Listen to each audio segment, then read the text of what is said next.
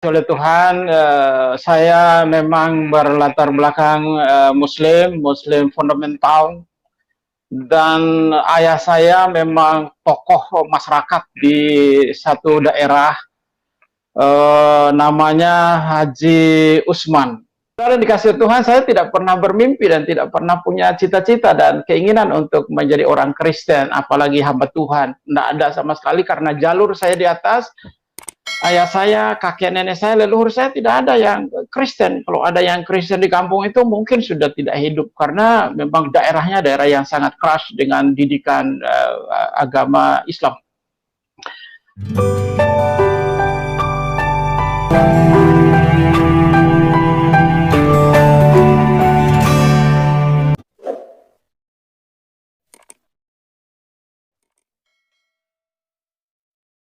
Salam teman-teman sekalian, berjumpa kembali dengan saya Arif Gule di channel TV Laskar Kristus ini. Ini channel yang kita bersama, jangan lupa dukung dengan cara subscribe, like, dan komen, serta share video-video daripada channel ini. Dan juga yang mau mendukung pelayanan kami, silakan di kolom deskripsi teman-teman sekalian ya.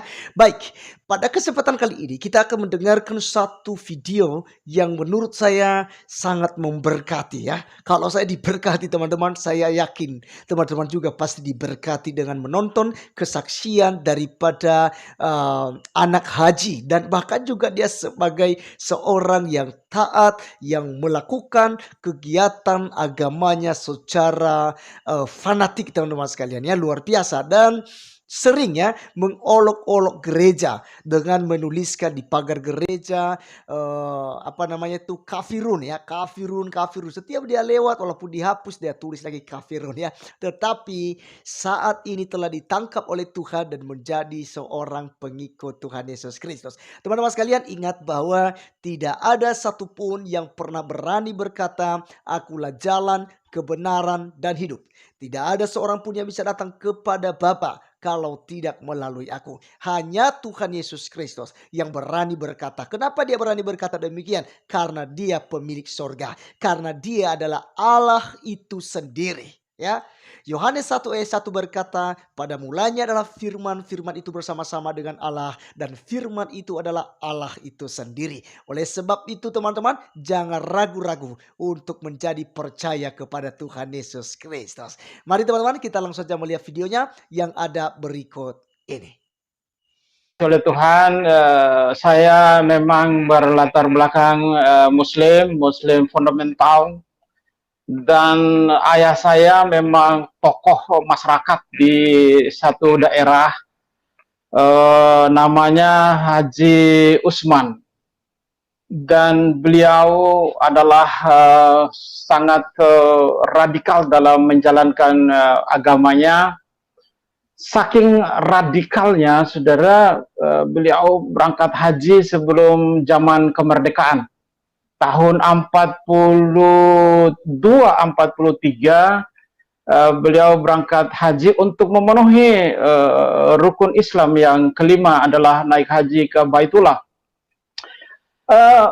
Jarang sekali orang naik haji pada zaman itu. Kenapa? Karena zaman itu adalah zaman yang susah. Yang pertama, tidak ada uang untuk berangkat. Yang kedua, terus zaman peperangan. Itu zaman-zaman yang sangat sukar dan sulit, dan hanya beberapa gelintir orang yang bisa naik haji pada zaman-zaman itu. Dan ayah saya naik haji pada waktu itu dan pulang dari sana, dan dia tergabung dengan veteran perang. Masuk dalam veteran perang, memperjuangkan kemerdekaan Indonesia, dan ayah saya adalah dikasih tanda jasa oleh pemerintah, oleh Mayor Jenderal Supriyadi, dan juga yang kedua Akbar Tanjung, tokoh masyarakat di daerah. Pulang dari sana, dan tahun 65 itu beliau menjabat kepala desa, dan itu tahun-tahun yang sangat rawan. Kami satu rumah itu juga ketakutan, karena masa itu ayah saya mengamankan satu wilayah itu. Dan pada zaman partai politik itu banyak, penggabungan partai politik, lalu bersama dengan Haji Naro, dia pemimpin nasional Partai Persatuan Pembangunan, dan ayah saya di kabupaten adalah pemimpin Partai Persatuan Pembangunan. duduk juga di DPRD. Nah, terus hidup, terus lanjut usia 107 tahun, meninggal 3 tahun yang lalu, meninggal. Dikebumikan dengan cara militer, dipimpin oleh Wakil Komandan Kodim. Rekaman pemakaman ayahanda saya masih saya simpan sampai dengan saat ini. Nah, saudara dikasih Tuhan, saya tidak pernah bermimpi dan tidak pernah punya cita-cita dan keinginan untuk menjadi orang Kristen, apalagi hamba Tuhan. Tidak ada sama sekali, karena jalur saya di atas, ayah saya, kakek nenek saya, leluhur saya tidak ada yang Kristen. Kalau ada yang Kristen di kampung itu mungkin sudah tidak hidup, karena memang daerahnya daerah yang sangat keras dengan didikan agama Islam. Tetapi perjalanan hidup Tuhan merubah.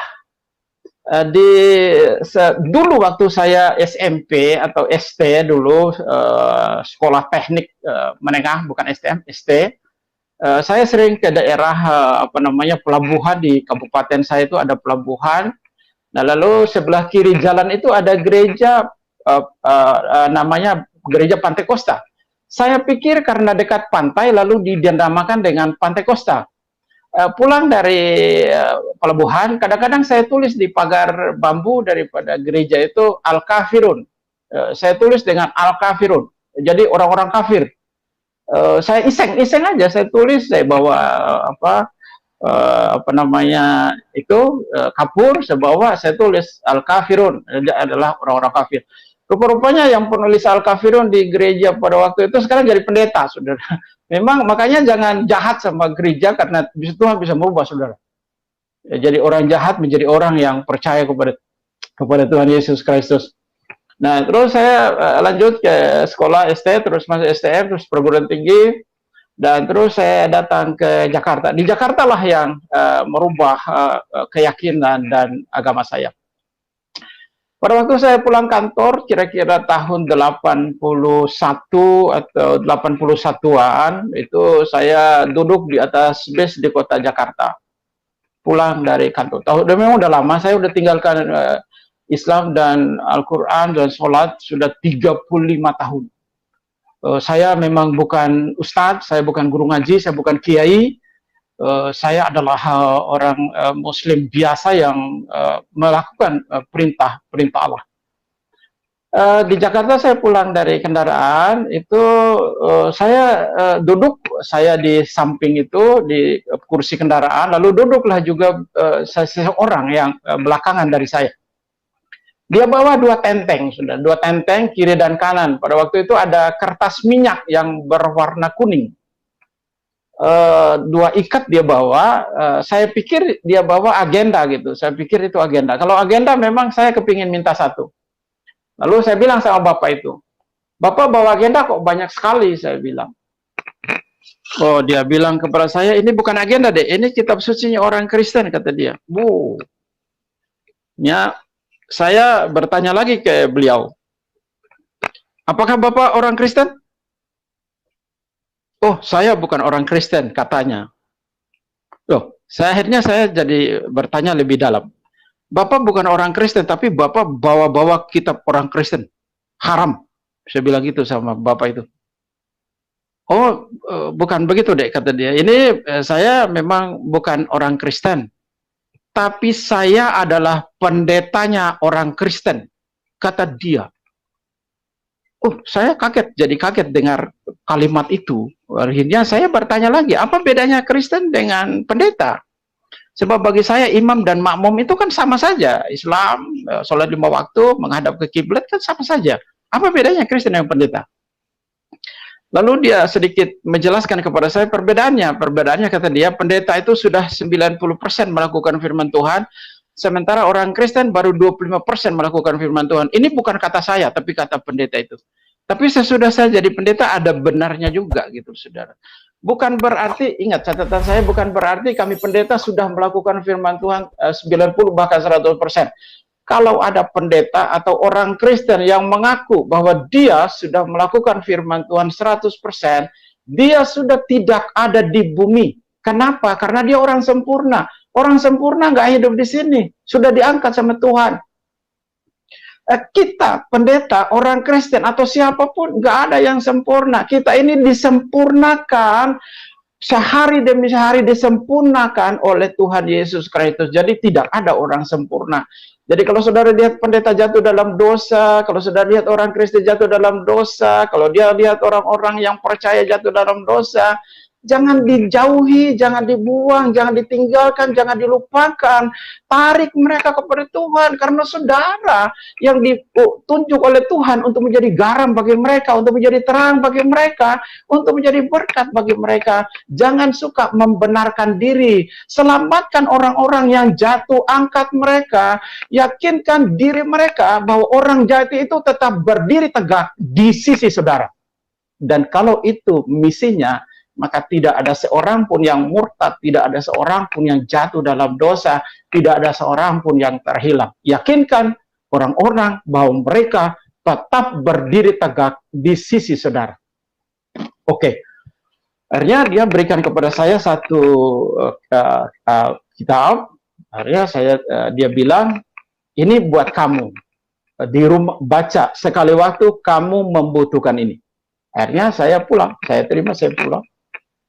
Saya pulang, saya taruh di kamar saya itu Alkitab. 2 minggu sesudah itu saya penasaran ingin membacanya. Apa isi kitab ini? Sesudah sholat Isya, saya membuka Alkitab, taruh Alkitab, ada Al-Quran, ada hadis Nabi saya, dan ada Alkitab atau Bible. Al-Quran saya sudah hafal, tetapi ingat saudara, saya sudah melupakan hafal ayat-ayat Al-Quran.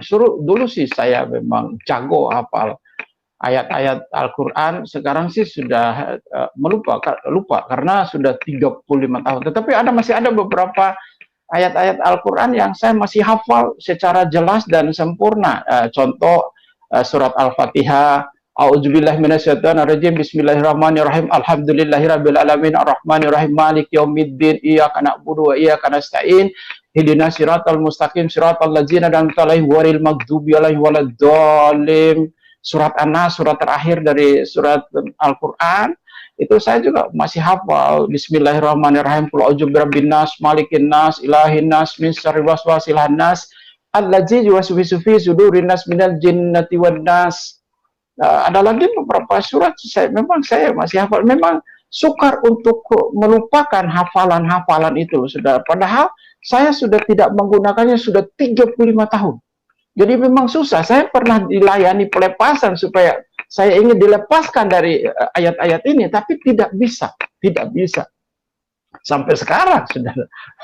Tapi saya tidak lagi melakukannya. Saya mengucapkannya doa Bapa kami setiap hari dalam hidup saya. Akhirnya saya buka apa isinya Bible ini. Saya buka dengan kalimat Bismillahirrahmanirrahim. Saya membuka Bible dengan kalimat Bismillah. Lalu saya melihat satu kalimat besar di dalam lembaran di depan, ada tulisan besar, Kejadian. Saya baca Kejadian itu, huruf perikopnya Kejadian. Saya kaget, saudara. Kenapa saya kaget? Saya pikir dalam hati saya, ini kejadian apa ya? Kok ada kejadian? Mestinya kan kitab suci itu penulisnya ada, siapa, tahun berapa, di mana diturunkan, dan segala macam. Kan itu mesti ada. Tetapi ini kok Kejadian? Karena judul itu aneh bagi saya. Akhirnya saya baca itu isinya Kejadian itu. Sesudah saya membaca Kejadian itu, begitu terbelalaknya saya dan menemukan sesuatu yang belum pernah saya ketemukan di dalam kitab saya, Al-Quran. Belum pernah. Apa yang belum pernah saya ketemukan adalah Alkitab ini menceritakan bahwa Tuhan menciptakan hari pertama, apa hari kedua, apa hari ketiga, apa hari keempat, apa hari kelima, apa. Itu diceritakan secara jelas. Al-Quran tidak menjelaskan bahwa Allah menciptakan hari pertama apa, hari kedua apa, hari ketiga apa, tetapi Al-Quran hanya menjelaskan bahwa Allah menciptakan manusia pada 6 masa. Jadi tidak ada penjelasan yang rinci di dalam Al-Quran. Jadi dalam Bible ini saya menemukan penjelasan yang rinci. Oh, saya pikir begitu saya selesai. Saya pikir kalau gitu kitab ini bagus. Kenapa bagus? Karena memberi pengetahuan. Karena memberi pengetahuan dan bagus, memberi ilmu, akhirnya saya baca tiap malam. Baca tiap malam. Saya lupa sama ngaji saking enaknya ini baca Alkitab. Saya tidak pernah ngantuk kalau baca Alkitab. Heran orang Kristen banyak ngantuk kalau baca Alkitab. Bukan, tidak ada di sini. Adanya di sana, di India. Di sini sih orangnya melek-melek semua kalau baca Alkitab. Akhirnya saya baca, ketemu dengan yang membuat saya berpikir lagi, ini ada pengetahuan yang baru yang kedua. Sesudah alam semesta diciptakan, yang kedua adalah penempatan manusia pertama Adam dan Hawa di dalam Bible. Di dalam Al-Quran saya bahwa Adam dan Hawa sebelum jatuh dalam dosa itu ditempatkan oleh Allah itu di sorga. Sorga itu di atas, bukan di bumi. Nah, pada waktu Adam dan Hawa jatuh dalam dosa, lalu mereka diturunkan ke bumi. Dalam surat 7 Al-Quran, itu ayat yang ke-19 sampai dengan ayat yang ke-25, dijelaskan secara rinci di situ, tempat tinggalnya Adam dan Hawa di surga, dan sesudah mereka jatuh dalam dosa, diturunkan ke bumi. Begitu saya membaca Alkitab, rupa-rupanya tempat tinggalnya Adam dan Hawa itu ada di Taman Eden, dan itu bukan di sorga, tapi ada di bumi. Di bumi, dikelilingi oleh 4 sungai, ada Pison, ada Gihon, ada Efrat, ada Tigris. Ini kisah yang sama, Adam dan Hawa jatuh dalam dosa, makan buah, itu kisahnya sama nih. Tetapi tempatnya berbeda. Satu menceritakannya di sorga, satu menceritakan di bumi. Oh, semakin penasaran saya membacanya. Saya pikir di antara dua kitab ini ada yang benar. Ada yang benar. Saya cari yang benar. Untuk menanyakan kasus ini, saya tidak cari kiai atau alim ulama atau guru ngaji. Sebab kalau saya tanya mereka, mereka pasti membenarkan Al-Quran. Saya juga tidak cari orang Kristen atau pendeta, karena saya tidak mengenal mereka satu untuk menanyakan kasus ini. Sebab kalau saya tanya pun mereka pasti membenarkan kitabnya masing-masing. Dan dalam pandangan saya, akhirnya saya berdoa kepada Allah, ya Allah ya Rabb, berikan kepada hamba ini petunjuk, dan supaya hamba ini dapat membaca dan memberikan pengetahuan dan iman di dalamnya ada kebenaran. Saya baca terus ketemu dengan kisahnya Nabi Nuh. Ada 40 hari 40 malam datangnya banjir dan manusia mati, sama kisahnya. Lalu meningkat ke kisahnya Abraham. Abraham di dalam Bible pasal yang ke-22 ayat yang kedua itu bahwa Abraham mempersembahkan anaknya Ishak.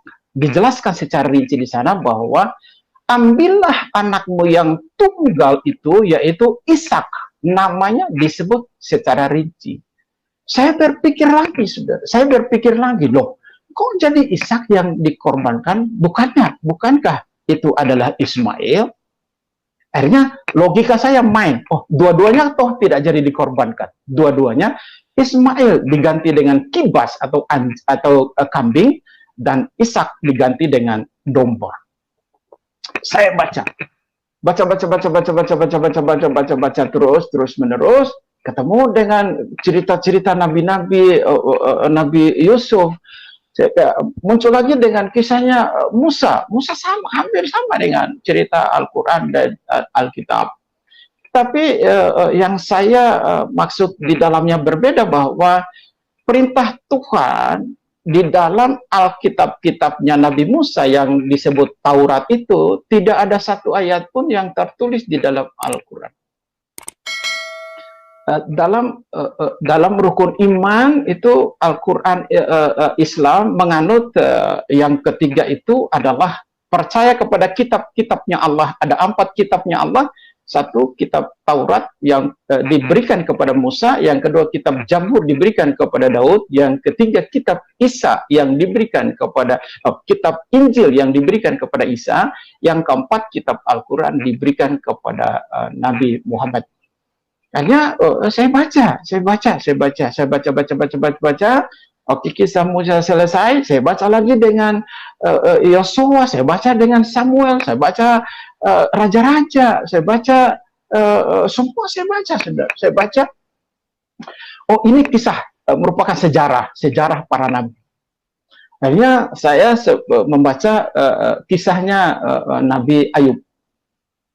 Ini dalam penyelidikan sendiri, tidak ada yang menuntun, tidak ada yang memimpin, tidak ada yang membimbing, tidak ada yang mengatur. Ini dalam penyelidikan seorang diri, hanya bersama dengan Tuhan, ya Tuhanku dan ya Rabbku.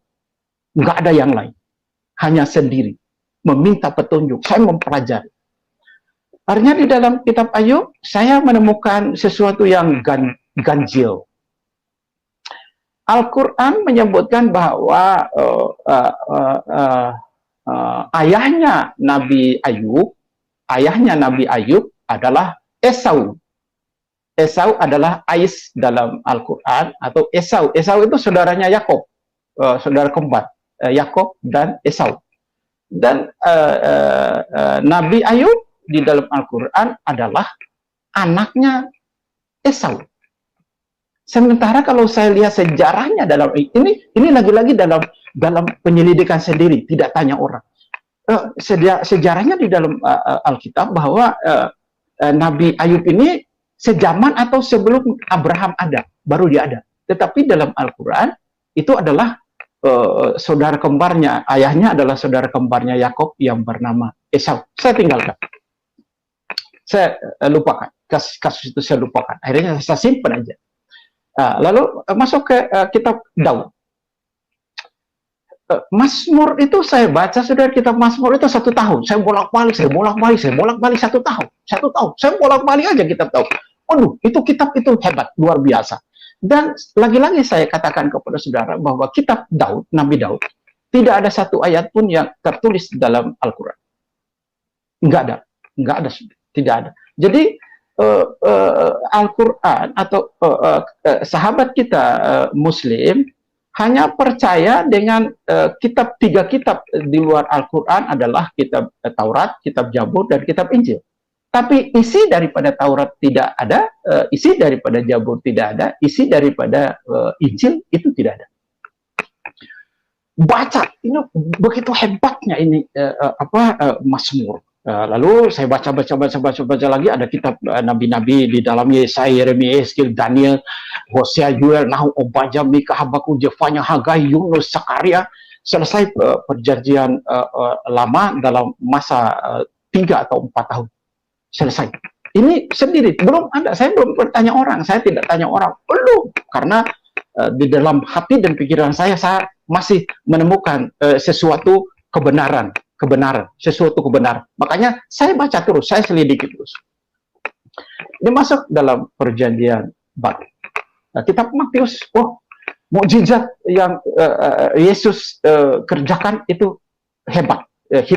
Memang itu hebat. Mukjizatnya luar biasa.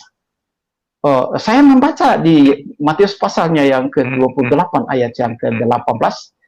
Disebutkan di sana sebelum Isa atau Yesus Kristus naik ke surga, beliau berfirman dalam pasal Matius 28 ayat 18, kepadaku telah diberikan segala kuasa di surga dan di bumi. Perkataan Yesus Kristus ini diaminkan kembali oleh Nabi Muhammad yang lahir, yang ada 600 tahun sesudah Isa naik ke surga. Allah Ta'ala berfirman kepada hambanya Nabi Muhammad di dalam surat 3 Ali Imran 45, demikian, Isabnu wajhah fid dunia wal akhirah. Artinya, sesungguhnya Isa putra Maryam, dialah yang terbesar di dunia dan di akhirat. Nyambung antara perkataan Allah lewat Rasulnya Nabi Muhammad di dalam Ali Imran 3 ayat yang ke-45 dengan Matius pasal yang ke-28 ayat 18 menuju kepada satu orang, yaitu Isa Al-Masih atau Yesus Kristus. Saya mendapatkan titik poin. Oh, berarti ini satu nama. Oke, lanjut. Saya baca kitab Markus. Oh, luar biasa juga. Saya baca kitab Lukas. Hebat, hebat. Lalu saya baca lagi kitab Yohanes. Kitab Yohanes telah membuka pemahaman saya tentang Yesus Kristus yang adalah Tuhan yang benar. Yang pertama saya baca. Ini masih sendiri, ini masih baca sendiri, masih menyelidiki sendiri. Belum ketemu dengan siapapun, dan saya nggak mau cerita dengan siapapun. Saya hanya dengan Allah ya Rabb saya. Yohanes pasal 1 ayat yang pertama dan ayat yang kedua dan ketiga dijelaskan di situ. Pada mulanya adalah firman, firman itu bersama-sama dengan Allah, dan firman itu adalah Allah. Segala sesuatu diciptakan oleh Dia, tanpa Dia tidak ada sesuatu pun yang diciptakan. Jadi Yesus di situ adalah firman, dan ayatnya yang ke-14 berkata, firman itu telah menjadi manusia. Kun fayakun, jadilah Dia menjadi manusia. Kalimat dengan kalimat kun, hanya dengan kalimat kun oleh Allah Ta'ala, maka jadi. Kun fayakun. Oh, rupanya ini yang disebut itu. Dan sebelum saya lanjut lagi membaca, saya buka lagi di dalam Al-Zukhruf surat 43, Al-Zukhruf 61. Saya combine dengan Yohanes 1 ayatnya yang pertama dan ayatnya yang kedua dan 14. Di dalam Al-Zukhruf 43 ayat yang ke-61, Allah Ta'ala berkata kepada hambanya Nabi Muhammad, sesungguhnya Isa itu memberikan pengetahuan kepada kamu tentang hari kiamat. Jangan kamu ragukan tentang kiamat itu. Ikutlah aku dan inilah jalan yang lurus. Saya jadikan satu antara perkataan Yohanes pasal 1 ayat 1, 2 dan ayat 14 dengan Al-Quran 43 Al-Zukhruf 61. Kok Isa yang tahu hari kiamat? Kenapa bukan Nabi Adam? Kenapa bukan Nabi Ibrahim? Kenapa bukan Nabi Daud? Kenapa bukan Nabi Musa? Kenapa bukan nabi-nabi yang lain? Atau kenapa bukan nabi besar saya Nabi Muhammad? Karena beliau adalah nabi besar bagi umat Islam. Dan juga bagi saya pada waktu itu nabi besar. Nah, kenapa tidak diberikan kepada nabi saya nabi besar? Hal untuk mengetahui hari kiamat. Kenapa Isa? Kenapa hanya Isa yang tahu hari kiamat? Kenapa bukan nabi yang lain? Dari sinilah saya berpikir, oh rupanya Isa tahu hari kiamat. Kalau kita jadikan satu dengan Yohanes pasal 1 ayat 1 sampai dengan ayat yang ke-14, genaplah. Pada mulanya adalah firman, firman itu bersama-sama dengan Allah, dan firman itu adalah Allah. Tidak boleh nabi yang tahu hari kiamat. Nggak boleh nabi tahu hari kiamat. Yang tahu hari kiamat cuma Allah, nggak boleh manusia. Kalau nggak boleh manusia, tapi kenapa Isa Al-Masih tahu hari kiamat? Berarti mikir. Kita mikir, siapa Isa itu? Siapa Isa itu sehingga dia harus tahu hari kiamat? Nggak boleh nabi, saudara. Nabi besar aja tidak dikasih tahu, apalagi nabi biasa. Tapi kenapa Isa? Jadi mikir saya, mikir juga saudara. Kenapa Isa yang tahu hari kiamat? Oh, saya menemukan sesuatu di dalam hati dan pikiran saya. Saya baca lagi di dalam Injil Yohanes pasal 14 ayatnya yang pertama sampai dengan ayatnya yang ke-6.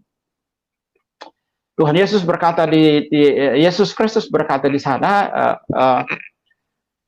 Jangan gelisah hatimu, percayalah kepada Bapa dan juga percaya kepadaku. Di rumah Bapakku banyak tempat, kalau tidak aku tidak mengatakan kepadamu, sebab aku pergi ke sana untuk menyediakan tempat bagi engkau.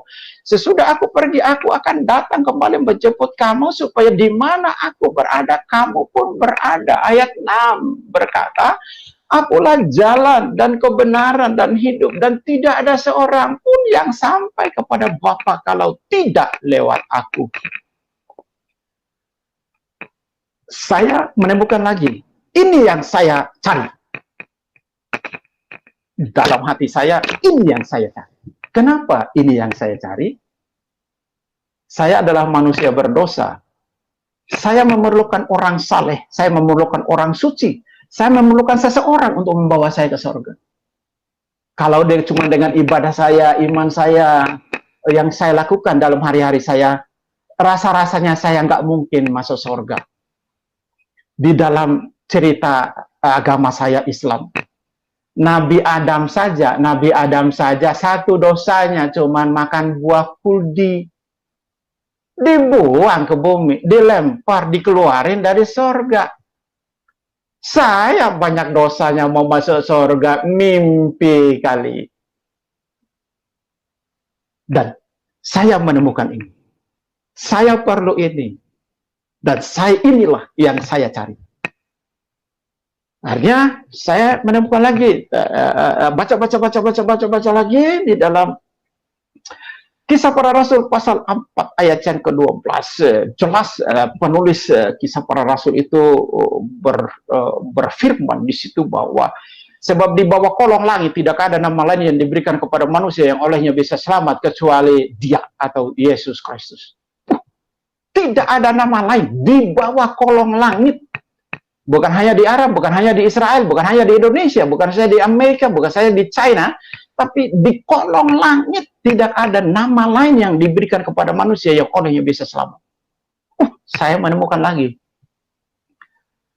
Saya belum tanya orang, dan saya nggak mau tanya orang. Biarkanlah saya bersama dengan Allah Rabb saya untuk berkomunikasi, membaca kitab suci, 2 kitab suci ini. Akhirnya saya baca kitab Roma. Kitab Roma pasalnya yang ke-14 ayat 8 dan 9, terlebih-lebih ayat 9, itulah yang merubah iman saya. Roma pasal 14 ayat 9, demikian kata Tuhan dan firman. Sebab Kristus Yesus mati supaya Dia menjadi Tuhan atas orang hidup dan Tuhan atas orang mati. Saudara, saya baca ayat itu, saya berpikir secara sederhana. Rupa-rupanya Yesus itu bukan saja Tuhannya orang Kristen dan Tuhannya orang Katolik, tetapi Yesus itu adalah Tuhannya orang hidup dan orang mati. Pikiran saya sederhana. Daripada tunggu mati baru percaya Yesus, lebih baik sekarang aja percaya Yesus Kristus dan Dialah Tuhan, daripada aku harus tunggu mati. Baik teman-teman sekalian, itulah video dari mantan muslim ya teman-teman, yang begitu luar biasa sekali, kesaksian yang sangat memberkati, dan saya percaya teman-teman semua diberkati dengan apa yang disampaikannya. Jangan tunggu mati ya, statement terakhirnya, jangan tunggu mati baru percaya Yesus Kristus. Jadi bagi teman-teman saya yang memang sudah punya niat untuk mau percaya pada Yesus Kristus, ya ini waktu yang tepat buat Anda untuk menerima Dia sebagai Tuhan dan Juru Selamat pribadi.